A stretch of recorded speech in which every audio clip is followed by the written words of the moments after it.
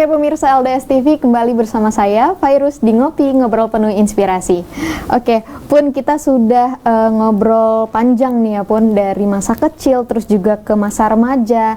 Nah sekarang kita ngobrol ke karir nih Pun. Kan seperti yang kita tahu, karir Pun di kepolisian itu sangat luar biasa Pun. Boleh nggak sih Pun diceritain pertama kali titik karir Pun itu di mana dan gimana itu ceritanya? Ya nggak luar biasa lah. Saya ini biasa-biasa saja. Yang luar biasa banyak. Tapi begini, selesai dari Universitas Gadjah Mada, saya kan berkeinginan untuk masuk jadi tentara. Saya punya paman. Paman ini, adik ayah saya ini yang nomor 2 perempuan, punya suami kolonel, komandan Pusdik dari Kedamaian sini, Pak Batin Kolonel Toir Ismail almarhum. Beliau komandan Pusdik di Bandung. Nah, saya selesai sekolah, saya ke tante saya ini, nabatin saya ini mau masuk tentara. Dipikir, udah, dibawalah saya untuk daftar ke Hankam. Ternyata tahun itu, saya keluar tahun 82, saya selesai dari Gadjah Mada. Saya udah langsung dibawa. Ternyata waktu itu di tentara yang ada polisi. Karena saya nggak mau, saya nunggu tahun depan aja. Nunggu lagi. Tahun depan ternyata yang buka polisi juga, karena kita kan daftarnya di Hankam. Waduh, saya masih kekeh waktu itu. Tunggu tahun depan lagi. Pas tahun depan ada polisi, namanya pertama kali dulu namanya wajib militer. Waktu di saya ini namanya Sepamilko, Sekolah Perwira Militer Sukarela, angkatan pertama tahun 84. Dilaksanakan langsung, rekrutin langsung, dan terus ditempatkan Sukabumi oleh ini tante sama om saya itu sudah, kau masuk ini aja, nanti kan bisa masuk jadi brimob, bisa apa, bisa jadi seperti tentara juga lah. Nanti kan masuk saya. Setelah pendidikan, saya penempatan pertama, saya mengharapkan milih saya waktu itu tim-tim. Penempatan pertama itu kan milih timur-timur, itu kan masih ribut itu. Dipikir saya masuk sana langsung langsung masuk, langsung bisa inilah melepaskan obsesi saya. Ternyata penempatan saya di perguruan tinggi ilmu kepolisian, sebagai perwira staf di sana. Waduh, saya bilang ini nggak di kewilayahan. Tetapi saya di sana itu ada namanya blessing in disguise. Betul-betul suatu hal yang sangat bermanfaat. Karena saya di PT IKA, saya itu mengenal para mahasiswa-mahasiswa PT IKA yang notabene nanti akan ke lapangan, yang akan ketemu lagi dengan saya nanti. Selama 1,5 tahun saya di PT IKA, saya itu banyak bergaul dengan mahasiswa-mahasiswa PT IKA yang senior-senior saya dan lain sebagainya. 1,5 tahun saya di PT IKA, saya ditempatkan di Reserse Mabes Polri. Mulai tahun 86, saya di Reserse Mabes Polri. Di Reserse Mabes Polri itu, saya cepat sekali beradaptasi karena saya ketemu dengan senior-senior saya yang selama ini saya urus waktu saya di staf di PT IKA. Saya selalu datang ke kamar mereka. Kalau ada yang mereka ini, saya ada keperluan mereka ke Blok M, saya aja yang pergi gitu kan. Nah, itu adalah merupakan satu hal yang bagus untuk saya, sehingga di kepolisian itu saya selalu mendapat tempat, didorong, dimotivasi oleh senior-senior saya yang dari PT IKA. Walaupun saya bukan dari PT IKA, saya bukan dari AMPO, dari istilahnya sekarang PPSS, Pendidikan Perwira Sumber Sarjana. Tapi karena saya pernah di PT IKA itu, saya ketemu dengan mereka ini, dan saya mendapat tempat, selalu mendapat ruang, selalu didorong pada jabatan-jabatan yang apa yang memerlukan sebuah keterampilan, tapi mereka percayakan kepada saya. Alhamdulillah saya bisa mengikuti dan bisa menyelesaikan semua kepercayaan mereka. Luar biasa. Nah Pun, kalau boleh kita tahu nih Pun, boleh nggak sih Pun cerita prestasi sebelum menjadi Kapolda Lampung?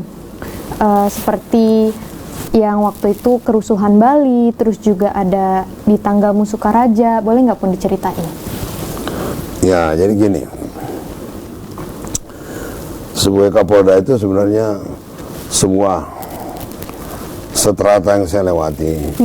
Mulai yang saya katakan tadi, mulai saya Lenan 1, saya bertugas di Reserse Mabes Polri, saya sekolah Selapa, ditempatkan juga di Jakarta, dan saya menjadi Kasatserse di Bekasi selama 4 tahun waktu itu. Kemudian menjadi Kasatserse Jakarta Pusat, Wakapolres, dan kemudian menjadi Kasatserse Polrestabes Bandung. Semua pengalaman saya di Reserse itu ada sebuah pengalaman kerjasama. Jadi seorang kepala satuan, seorang pimpinan Reserse itu bukan komandan, tapi dia ada akselerator. Dia ada mempercepat semua keputusan-keputusan dalam merespon situasi yang terjadi di lapangan. Karena Reserse itu selalu bergerak dari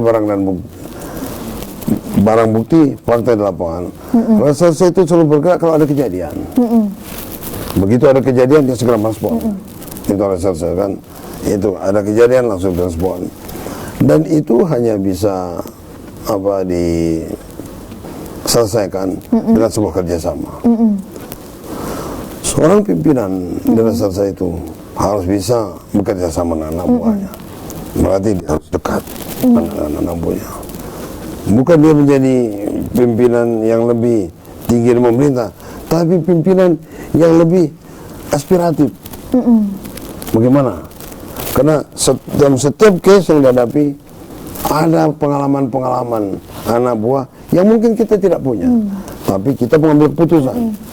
Nah, di situ yang kita pengalaman kehidupan saya di Jogja, itu kan membentuk saya menjadi orang yang adaptif, segera menyesuaikan situasi, menjadi orang yang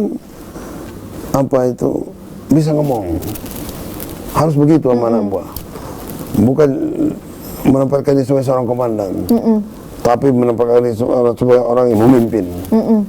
Dia tahu beda komandan dengan memimpin itu ada menghimpun mereka, kemudian menyatukan untuk mendorong mencapai target yang sama-sama menjadi tanggung jawab.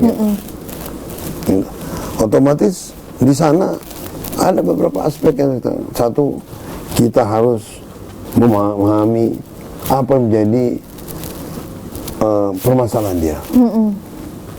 Kita harus bisa memahami bagaimana karakter dasar dia. Kita harus tahu tentang apa yang menjadi kemampuannya. Know your man. Kamu harus tahu orang-orangmu. Itulah bagaimana orang-orangmu. Know your job. Bagaimana tugasmu, tugas pokokmu ini, bagaimana implementasinya. Kemudian know yourself. Sampai sejauh mana sebenarnya kemampuanmu untuk bisa mendorong mereka dalam batas-batas situasi itu. Nah, itu yang saya terapkan, yang saya dapat di Jogja itu, untuk saya menyelesaikan semua masalah-masalah selama saya berkait di kepolisian. Ditambah filosofi seorang Lampung yang sudah diajarkan. Pertama kali Mahanja wawa Buddha. Tunjukkan perilakumu yang baik. Mahanja itu senang, wawa Buddha. Wajah yang jangan kemelusung muncul. Wajah itu harusnya seperti Virus ini. Mahanja wawa Buddha. Begitu ketemu orang senang kelihatannya. Wawa Buddha. Muka yang gembira. Sehingga orang mau berkomunikasi. Kalau kita selalu mahanja wawa Buddha dengan anak buah dan orang terbuka dan kita cepat. Begitu datang nangani masalah juga jangan kita ini. Terhadap tersangka pun, kalau kita wawa Buddha, dia juga merasa nyaman, dia akan terbuka. Artinya begini, banyak nilai-nilai kearifan lokal yang memberikan tempat saya untuk menaiki tangga-tangga di jenjang saya di polisi itu. Bukan karena kepintaran saya. Sekolah saya biasa-biasa, saya nggak pintar. Nggak ada ya. Kemudian kemampuan lain juga nggak ada juga. Prestasi, ya standar-standar saja saya ini sebetulnya. Orang lebih-lebihkan kadang-kadang, tapi standar. Orang lebih dari saya itu lebih banyak lah. Tapi kadang-kadang mereka lebih ini, kenapa? Karena saya lebih bisa dekat. Mereka lebih ini, dan itu memerlukan pengorbanan. Ya kalau kita egois nggak bisa. Kalau kita merasa hebat nggak bisa. Kalau kita merasa lebih baik nggak bisa. Atau nggak hebat saya, macalak-calak saya, mau nggak bisa. Tapi kita harus bisa menyesuaikan. Nah, dalam apa konteks itulah, dalam perjalanan karir saya selalu bisa beradaptasi dengan lingkungan saya.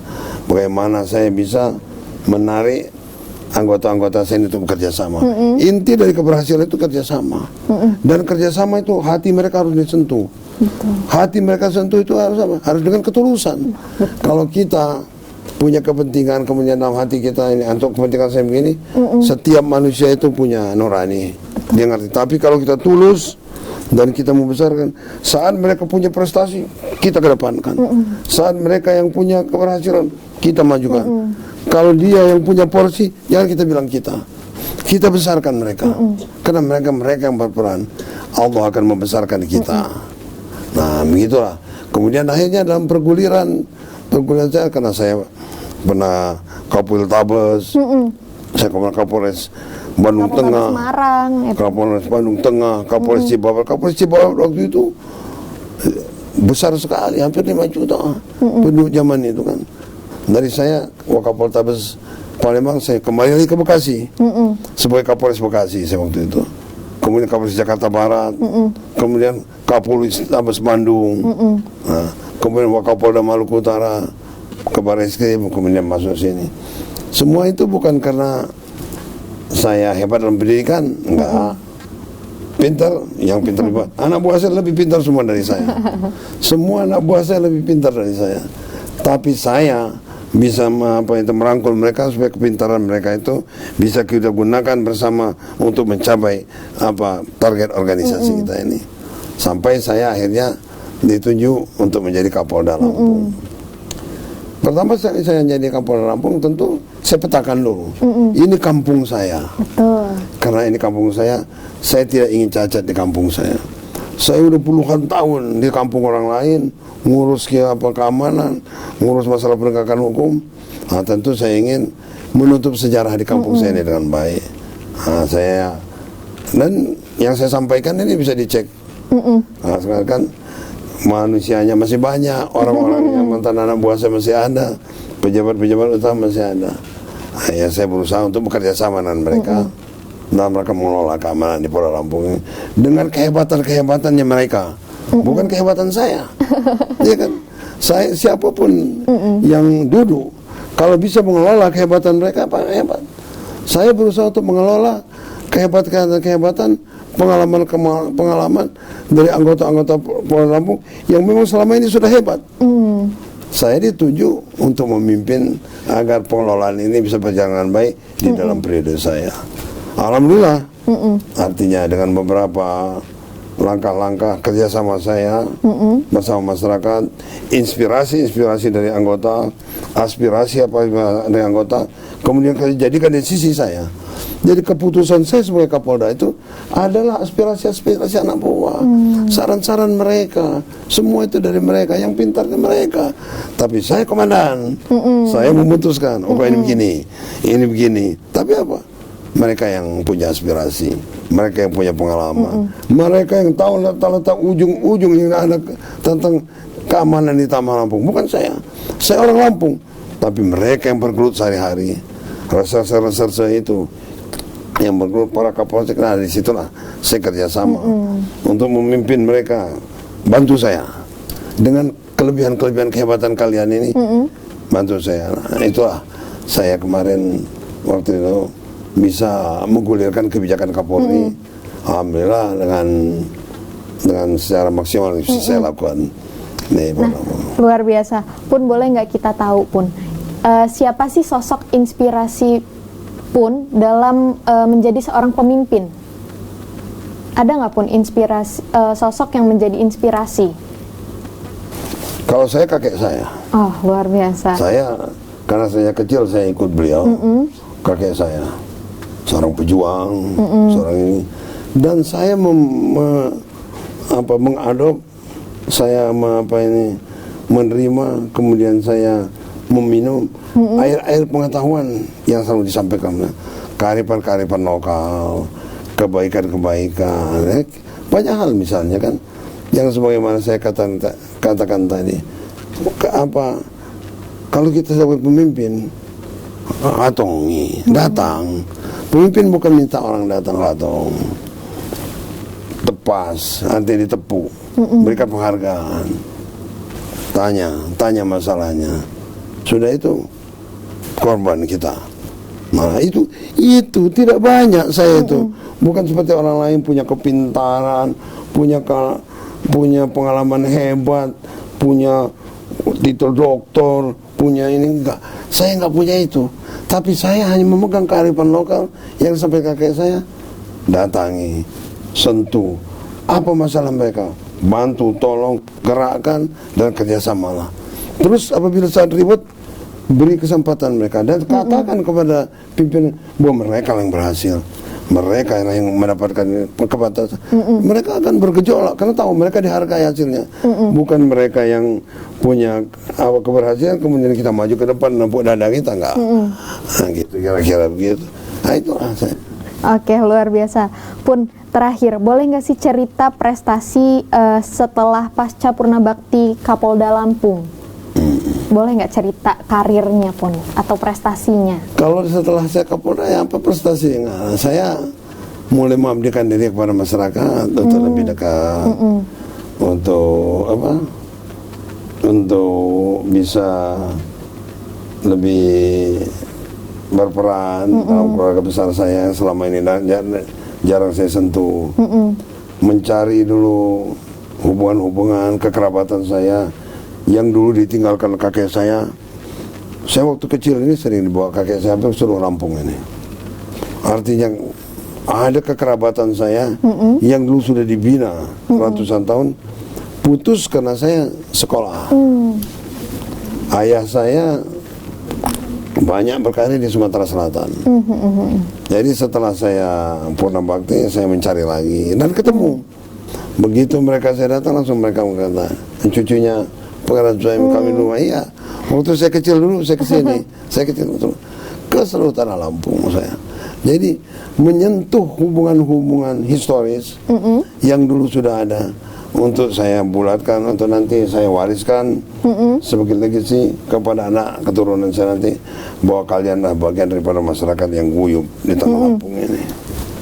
Luar biasa. Pun boleh nggak kasih motivasi sedikit atau pesan untuk pemuda Lampung yang sekarang tuh menjadi generasi Lampung untuk meneruskannya gitu Pun? Lampung ini kan budaya yang besar. Di Indonesia ini hanya 6 suku yang punya peradaban, mulai dari bahasa dengan segala macam artefak, sejarah, sampai terutama ada aksara, artinya peradaban besar. Tentu sebuah peradaban besar ini hasil kerja manusia. Hasil kerja manusia ini adalah hasil kerja dari manusia yang termotivasi untuk membangun, untuk berproduksi, untuk meningkatkan harkat martabatnya. Oleh sebab itu, maka tentunya pertama kita harus bagaimana menggaungkan semua semangat kita untuk membesarkan Lampung.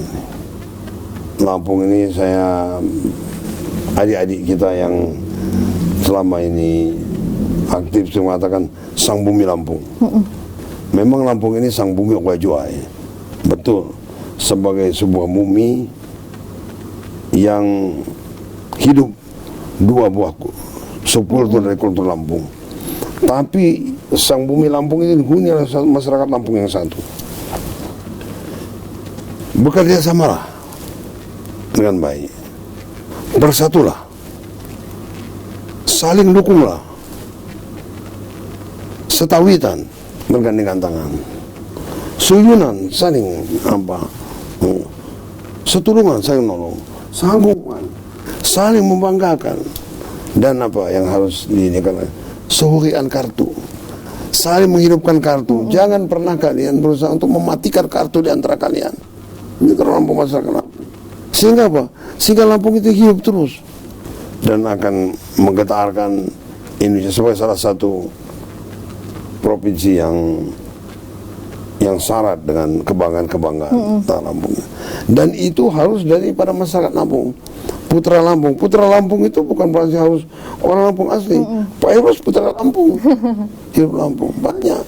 Di daerah saya di Suwoh sana, yang terdiri dari masyarakat dari daerah Jawa Tengah, itu putra Lampung semua, karena mereka sudah masuk dalam keadatan saya. Bahkan gelar-gelar mereka, Raden, apa segala macam. Dan dalam kegiatan adat mereka tampil di depan, kecintaan mereka terhadap Lampung. Nah, membangun kecintaan ini harus kita wujudkan dalam satu bentuk kasih sayang, kerjasama, dan saling membanggakan. Jangan kita meremehkan di antara kita. Kenapa? Kita tidak besar dengan meremehkan orang lain. Betul. Kita tidak besar dengan mengecilkan orang lain. Kita besar dengan membesarkan orang lain. Kita besar apabila kita menghidupkan kartunya, kartu kita dihidupkan juga.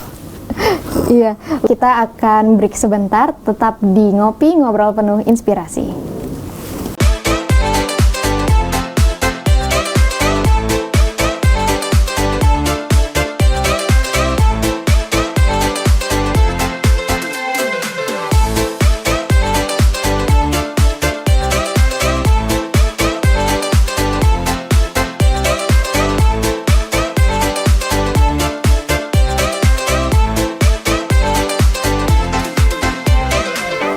Oke pemirsa LDS TV, bersama saya Fairuz di Ngopi Ngobrol Penuh Inspirasi. Nah Pun, sekarang kita kembali cerita ke karir Pun. Boleh cerita nggak sih Pun sedikit tentang penanganan masalah Bali Nuraga di Lampung Selatan pada waktu itu? Oh iya, saya waktu itu tidak berdinas di Polda Lampung. Saya waktu itu sedang jadi pengasuh di Akademi Kepolisian. Saya pertama melihat terjadi konflik berdarah di sana karena miskomunikasi. Itulah kadang-kadang miskomunikasi ini selalu harus cepat segera. Karena miskomunikasi ini bisa ditunggangi oleh orang lain. Jadi para pihak sebenarnya tidak ada niat untuk membesarkan situasi, tapi banyak orang memercikkan, ingin mengambil keuntungan. Waktu itu saya melihat di TV terjadi suatu pertikaian. Karena ini saya lihat nih bagian dari kerabat saya di Wehanda, saya Bati 5 Marga. Maka saya kontak ke TV One waktu itu. Saya kenal siapa kawan saya. Himbauan dari saya supaya di sana para saya Bati 5 Marga dan para punggawa Batu supaya hentikan pertikaian di sana. Nggak lama saya baca di TV One, saya ambil saya Bati 5 Marga dan masyarakat adat siap menghentikan pertikaian. Begitu aja kan. Nah, saya waktu itu saya baca aja, saya masih di Akpol. Tapi besok setelah siang-siang saya lihat tambah bergolak. Kemudian muncul ini, wah tambah bergolak, wah. Untuk segera diambil langkah. Kemudian kelihatannya penanganan pengambilan langkahnya tidak menyentuh kepada pihak yang bertikai. Karena ada perdamaian segala macam, tapi yang muncul ke saya ini kan banyak menerima ini, siapa yang bertikai, siapa yang berdamai. Nah katanya kan itu terus, siapa yang berdamai, siapa yang bertikai, siapa itu yang berdamai. Terus ada lagi masuk, habis sekarang ini sudah dingin karena sudah diramaikan, disiram pakai spiritus katanya. Wah ini kan, wah ini saya harus inilah, ya kan kondisi masih ini. Saya kontak Bupati Lampung Barat, karena Lampung Barat ini kan hubungan kekerabatan dengan sepanjang pesisir sampai Kalianda itu kan dekat kita. Saya bilang, Dinda Molis, dia baru pulang dari ini, dari umroh. Kita ke Wehanda, ketemu dengan saudara-saudara kita di Saibatin Imam Marga di Wehanda. Kenapa? Pengen silaturahmi. Itu suasana masih sangat tegang, karena ke pasar kemana ini dari kelompok ini nggak bisa, masih dibatasi, belum masih tetap di wilayah zonanya masing-masing. Karena kalau ketemu nanti saja ini, saya datang ya karena datang sebagai saudara, baru saja mungkin kalau kata orang Jawa baru saja keseripahan, baru saja ada masalah, jadi disambut dengan harulah. Banyak kami rame, berapa ada Forkopimda, ada Sekda, ada Wakil Bupati, ada Kapolres, ada Dandim. Kami datang, saya datang di tempat salah satu marga di sana. Selesai di sana, saya bilang pada mereka, saya mau pergi ke Bali Nuraga. Saya bilang, wah, mereka resisten, nggak bisa. Kita belum ini kok katanya. Sekarang itu ada mereka berdamai-damai sendiri di daerah apa? Di daerah Agung, entah dengan siapa ini. Bukan, saya bilang, jangan diperpanjang masalah-masalah yang sebetulnya bukan keinginan kita untuk menimbulkan konflik. Segala cara kita ini sekarang itu untuk menyatukan. Saya mau ketemu dengan saudara-saudara saya Bali. Saya bilang, para panglima ikut saya. Akhirnya ikut semua lah. Masyarakat adatnya, Saibatin Imam Marga, Panglima adat, Bahatur, Balang berangkat semua. Kira-kira hampir 100 orang kami kan. Begitu sampai mendekati Bali Nuraga, saya bilang, semua biasa kan kalau pakaian adat itu mereka bawa pedang, bawa tumbak, bawa ini. Semua senjata kalian taruh semua di mobil. Ini kita ini berkunjung kepada saudara. Kita ini berkunjung dalam persaudaraan dan saya yang datang bersama kalian ini. Tinggalkan semua. Nah, ini mereka tinggalkan datang. Kita udah disambut di Bali Nuraga, langsung datang, kita langsung berpelukan sana, nangis semua mereka. Nah, setelah itu kebetulan Pak Molis Basri berkomunikasi, kita ini kan dari pihak Saibatin Imam Marga memberikan santunan, tanda prihatin terhadap kejadian tersebut. Kemudian lama kita di sana, kita berbincang-bincang. Sejak saat itu hubungan antara Wehanda dengan masyarakat Bali buyut sampai sekarang. Bahkan dengan seluruh masyarakat Bali di Lampung ini buyut sampai sekarang. Sejak saat itu, dan saat itu mereka berjumpa untuk bersaudara. Setiap ada kegiatan ada di Wehanda, orang dari masyarakat Bali datang. Kalau ada kegiatan Bali, Merasa Batin, Hulu Balang datang sana.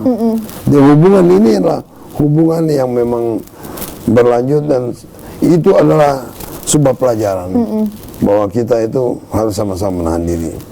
Nah, di sini saya melihat bahwasanya apabila kita menerapkan cara-cara yang baik dalam memimpin, mengedepankan kesabaran, mengedepankan kasih sayang, mengedepankan komunikasi yang terbuka, jangan membuat kesenjangan, maka permasalahan itu pertama tidak akan mungkin terjadi. Seandainya terjadi pun bisa diselesaikan.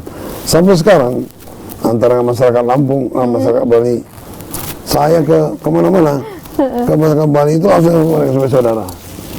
Apalagi kalau di Bali Nuraga kan sering saya sana. Luar biasa. Nah, Pun, dari Bali Nuraga, terus kita juga pernah dengar cerita Pun ada peran menangani masalah di Sukaraja Tanggamus. Boleh ceritain nggak, Pun? Oh ya, waktu itu saya sudah Karorenmin, sudah jenderal brigjen saya di Bareskrim. Saya mau ziarah ke Lampung Barat, lewat Lampung Utara, sudah mulai mengarah ke Bukit Kemuning. Tiba-tiba ditelepon oleh Kapolda. Kapolda itu sahabat saya sejak masih kapten lah. Waktu dia Kasat Serse Jakarta Utara, saya Kasat Serse Jakarta Pusat. Kami akrab itu. Saya anggap sebagai sahabat dekat sama saya. Katakan, Mas, di mana? saya lagi di Lampung. Noh, kebetulan katanya, di mana? Tapi udah dekat di kampung saya. Tolong mas, katanya lewat tanggamu. Apa? Saya dari tadi malam baru pulang pagi ini udah ratusan pasukan saya brimob semua apa. Karena daerah di sana itu namanya Sukaraja, dikepung dan semalam itu dimasukin oleh masyarakat di daerah apa itu? Yang dekat sana itu daerah daerah sebelah masuk dari Waikrab itu di sana. Hanya kenapa? Karena terjadinya kesalahpahaman. Ada orang masuk ke sana dari kampung, masyarakat Lampung ini mencuri motor. Tertangkap, sebenarnya akan dibawa ke polisi, tapi dari perjalanan banyak menghakiminya. Akhirnya meninggal. Nah, dari kampung lain itu tiba-tiba bergejolak, saling kontak segala macam, langsung menyerbu semua. Untung masyarakat Sukaraja naik ke gunung, kosong itu kalau enggak itu sudah mereka memang enggak mengincar harta, tapi memang mengincar orangnya waktu itu. Nah, sudah langsung naik ke atas.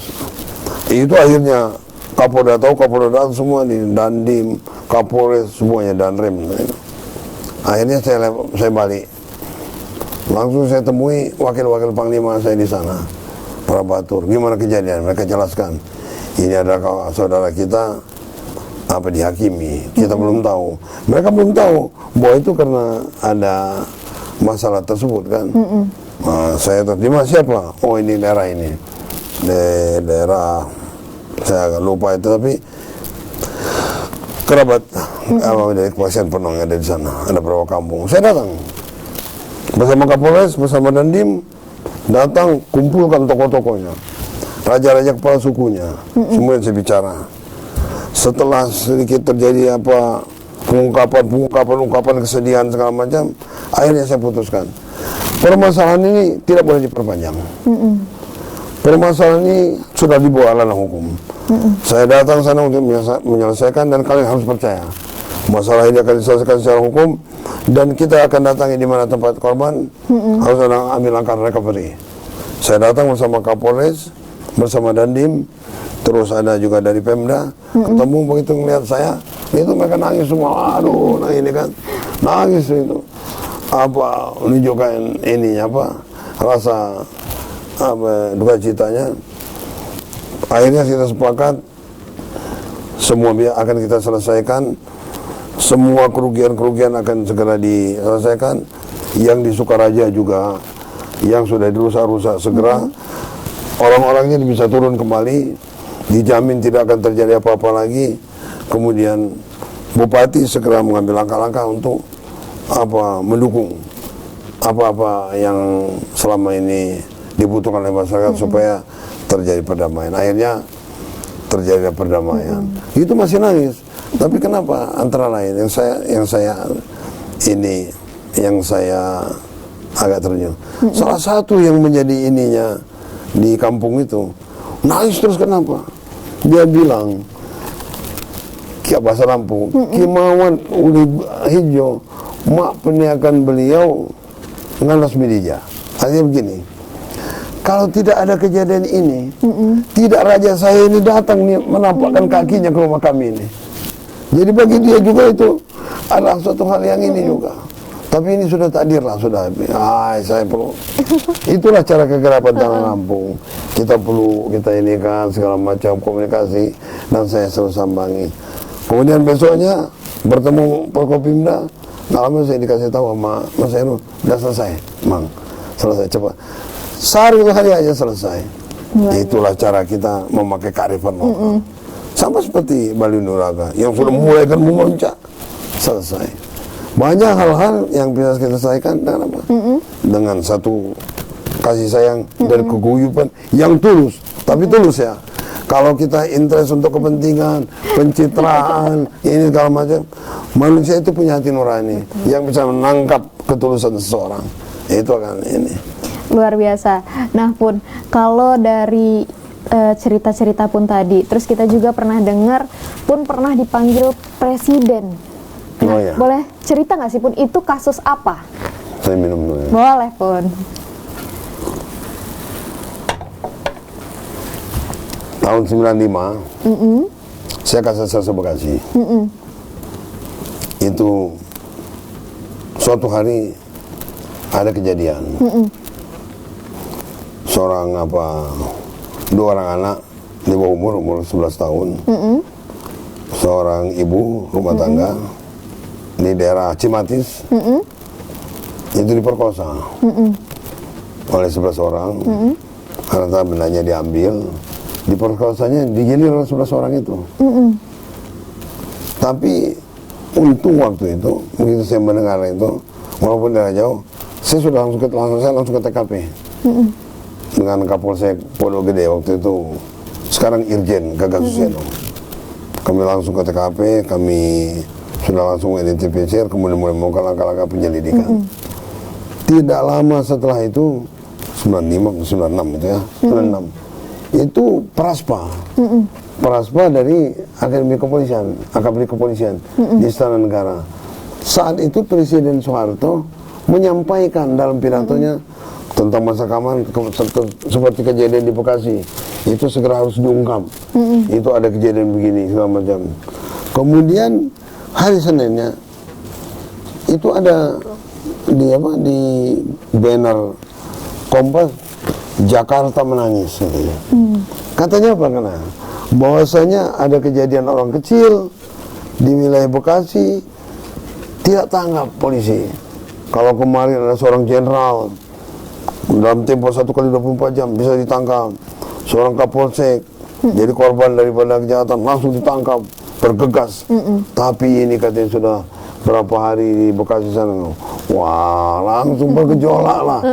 Polisi turun semua dari Mabes, Barreskrim, Polda, semua kita, bahkan dari Kramat 7, kita masih ABRI ya, tentara turun, semua turun. Nah, dan saya juga turun, karena saya kan punya wilayah. Alhamdulillah, saya berhasil menangkapnya, bersama dengan anggota saya. Kami, anggota menangkap pelakunya 11 orang, kemudian bisa ditangkap, dan diajukan sidang ke pengadilan. Atas keberhasilan itu Pak Harto memanggil. Kebetulan saya Kasat Serse, saya dipanggil Pak Harto untuk mendapat penghargaan di Istana Negara pada tanggal 6 Agustus 96 kalau salah. Nah, itu luar biasa. Nah Pun, kita juga mau dengar cerita tentang Pun menangani masalah di robot gedek kalau nggak salah ya Pun. Oh iya, kalau robot gedek itu, saya di Jakarta Pusat. Itu memang case-nya sudah lama bergulir. Korban ada di daerah Jakarta Timur, dan ada sudah di Jakarta Pusat. Selalu, sudah setahun lebih dia ngambil korban. Udah 8 orang ditemukan mayat anak laki-laki di Jakarta Timur dan Kemayoran. Tidak lama saya pindah, karena saya dapat tugas daripada pimpinan.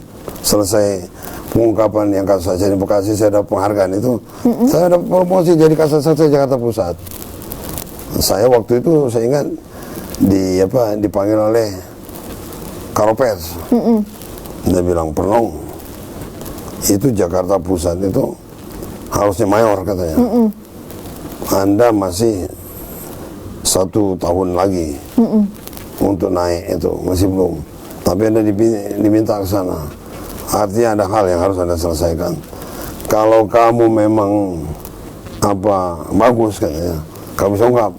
Kalau enggak berarti kamu kebetulan aja kamu gitu katanya. Saya belum tahu itu. Kebetulan begitu saya serah terima jabatan, baru saya tahu salah satu itu. Saya dan anggota tim mengatensi betul itu. Anak-anak buat saya betul-betul saya motivasi. Kita ngecek ke TKP, kita begitu ketemu, nggak lama kejadian juga zaman saya. Ditemukan lagi mayat. Di TKP ada kayak cutter dan ada ditemukan sperma. Saya waktu itu Pak Munim Idris, dokter, langsung saya panggil ngelihat, kita bawa. Kemudian kita terima juga, kita cek juga ada bungkusan nasi bungkus sana. saya minta kepada Pak Munim bahwa yang di dalam perut korban ini apakah sama dengan ini nasi bungkus yang di dalam ini. Kemudian sudah berapa lama? Kira-kira belum sampai 2 jam kata Pak Munim, dan sama. Nah, dengan dasar ini saya bisa menganalisa bahwa orang ini dibawa oleh pelaku itu makan di apa? Di warung-warung sekitar sana. Kami lacak. Ya akhirnya dari semua ini collecting penyelidikan itu, anggota saya bisa mengidentifikasi. Di Jakarta Timur juga mengidentifikasi juga sama. Nama sama, ini sama, tapi karena itu Jakarta Pusat, kita bisa menyentuh ibu angkatnya pelaku ini, yang segera kita amankan. Kita tahu di mana asalnya pelaku ini, kita langsung bawa ke Tegal. Nah, satu hari saat robot gedek ini turun di stasiun Tegal, anggota saya sudah di sana, langsung diangkat. Itulah Jakarta Pusat mengungkapkan surat bergedek itu. Dipanggil Kapolri saya, diberi penghargaan oleh Kapolda juga. Langsung ada penghargaan di dalam upacara waktu itu. Nah, itu waktu zaman tahun 96 itu. Saya kasar saya sana. Iya, luar biasa. Nah, selanjutnya nih Pun, kita juga mau dengar cerita Pun sebagai pemangku adat menangani masalah di Pubian, Pun. Boleh nggak Pun dengar cerita? Oh, gini. Ini kan baru nih, saya sudah purna bakti.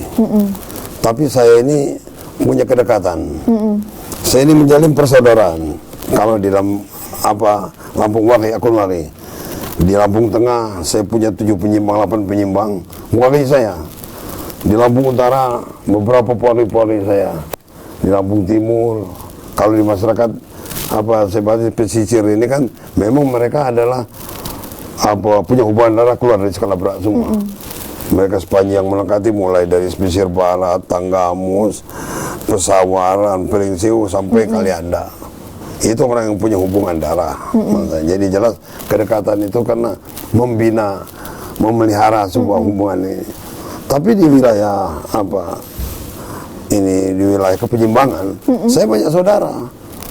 Penyimbang-penyimbang itu akan wangi, potong kerbau di masjid segala macam. Jadi terjadi satu miskomunikasi, kejadian pembakaran di wilayah Pubian waktu itu. Terjadi pembakaran sehingga beberapa kendaraan termasuk bangunan terbakar. Kemudian dilakukan langkah-langkah penindakan oleh kepolisian. Saya punya wali di sini, punya hubungan juga ke sana, nyampaikan Pun itu saudara kita di sana itu ditahan. Sekarang budi buru. Kalau ini begini nanti banyak ini akan banyak melakukan penahanan dan ini akan selesai lagi. Bagaimana jalan keluarnya? Nah, oleh sebab itu saya datanglah ke Pubian. Diundang saya oleh Mas Pungki Padang itu. Di sana kami akan mulai dulu. Jadi wali saya dulu, setelah itu, nah kita segera membahas masalahnya.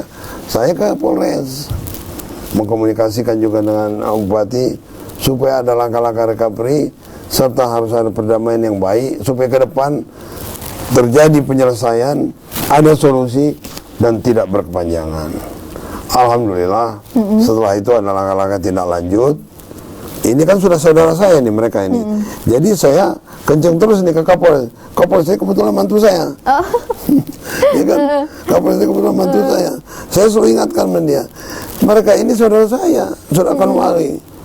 Jadi tegakkan hukum dengan juga mempertimbangkan nilai-nilai kearifan lokal yang bisa memberikan kontribusi normatif jalan, kebijakan berjalan, masyarakat tentram. Dikomunikasi dengan Bupati turun, Kapolres, akhirnya terjadi kesepakatan dengan perusahaan, terjadi kesepakatan damai, mereka akhirnya clear. Sekarang mereka sudah guyup lagi, nggak ada masalah. Jadi memang nilai-nilai kearifan lokal yang ada di Lampung itu memang harus selalu dipakai. Untuk apa? Untuk menyelesaikan masalah orang Lampung dengan caranya orang Lampung sendiri. Betul. Gitu. Ya, luar biasa. Oke, nah Pun, selanjutnya kita mau dengar cerita Pun nih yang sudah membentuk Tekap 308 Polda Lampung. Jadi udah teridentifikasi pertanyaan-pertanyaannya. Ya nggak apa-apa. Namanya ngopi santai. Dulu waktu saya jadi Kapolda di Lampung tahun 2015, ada seorang anggota Brimob namanya Jeffrey gugur dalam tugasnya. Saat almarhum ini mengambil uang di ATM, dia keluar, kendaraannya sudah dibawa oleh pelaku. Waktu dia kejar, pelaku mengeluarkan pistol. Dia mundur kan. Tapi dia sebagai seorang anggota Brimob yang punya punya pride lah ya. Dia tentu nggak akan mundur. Dia kerja, dia terekam terus itu. Walaupun dia tahu ini. Ternyata di samping dia ada lagi. Jadi dia dihantam dari samping. Waktu dia pegang ini lagi, yang depan itu mau dia terekam, yang dari samping langsung bam, menghantam ininya. Meninggal lah, gugur lah dalam tugasnya. Saya datang ke TKP.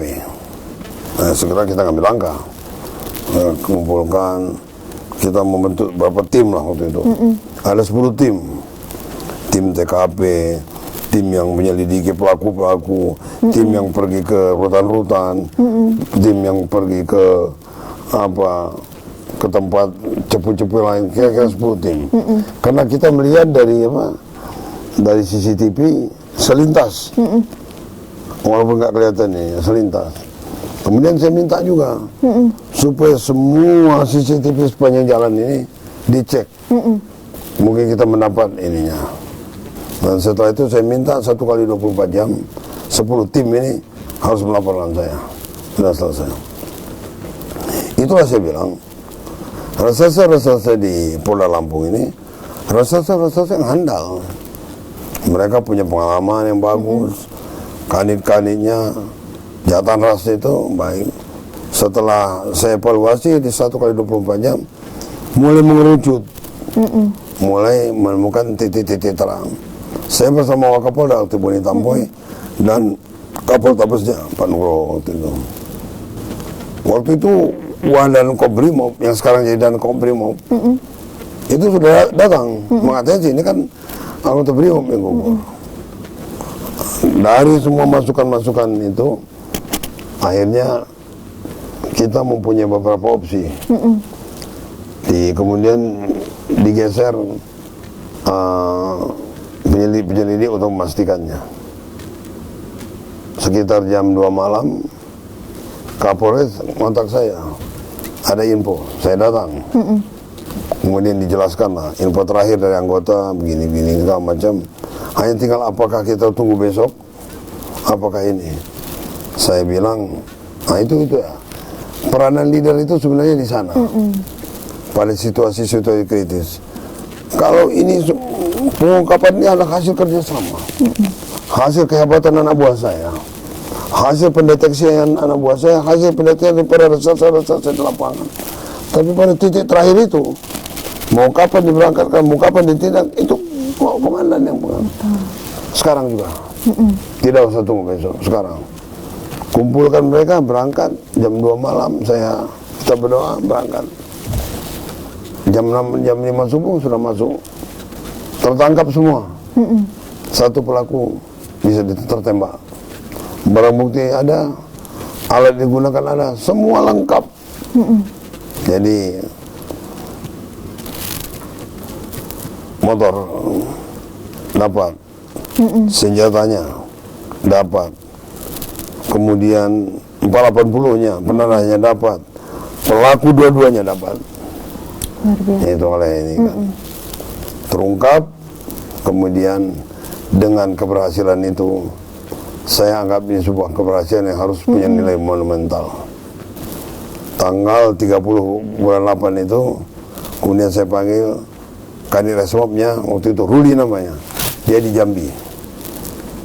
Saya bilang, Rul, mulai hari ini jatan ras yang ngungkap ini kita hadirkan sebuah tim baru yang nanti dengan skep Kapolda sebagai kenangan terhadap pengungkapan kalian, keberhasilan kalian, dan kehebatan kalian. Bukan kehebatan saya, kehebatan anak buah saya itu. Atas kehebatan kalian, atas kecepatan kalian, atas semangat kalian, inilah tekap 308 sebagai nama monumental terhadap keberhasilan anggota-anggota reserse di Polda Lampung. Alhamdulillah, nama itu rupanya punya nilai berkah dan hangat. Dari nama-nama yang sudah bergulir itu mereka sangat semangat. Di Polda, di seluruh wilayah Lampung itu apabila orang mendengar nama tekap, penjabat-penjabat getar, dan mereka betul-betul ingat apabila ada kejadian tekap ini langsung di depan. Dan kehebatan tekap ini kenapa dia betul-betul harum, nggak bisa dinego. Ya, kalau yang lain nggak istilah itu, kenapa ini tekap ini nggak bisa dinego katanya. Begitu ada kejadian langsung dia tindak, dan nggak berhenti kalau nggak dia pulang udah bawa hasil. Nah sampai sekarang alhamdulillah tekap 308 masih mewarnai belantara pengungkapan kejahatan di Lampung. Mudah-mudahan serigala tekap 308 ini tetap mempertahankan igar kebanggaannya, karena ini adalah merupakan pewarisan dari senior-senior yang dulu. Iya, luar biasa. Pun terima kasih banyak untuk hari ini cerita dan inspirasinya. Kita sebagai warga Lampung pastinya sangat bangga dengan cerita perjuangan Pun dan keluarga. Dan untuk teman ngopi hari ini, terima kasih untuk yang sudah menonton kisahnya Pun yang sangat luar biasa. Saya Fairuz pamit undur diri dan sampai jumpa.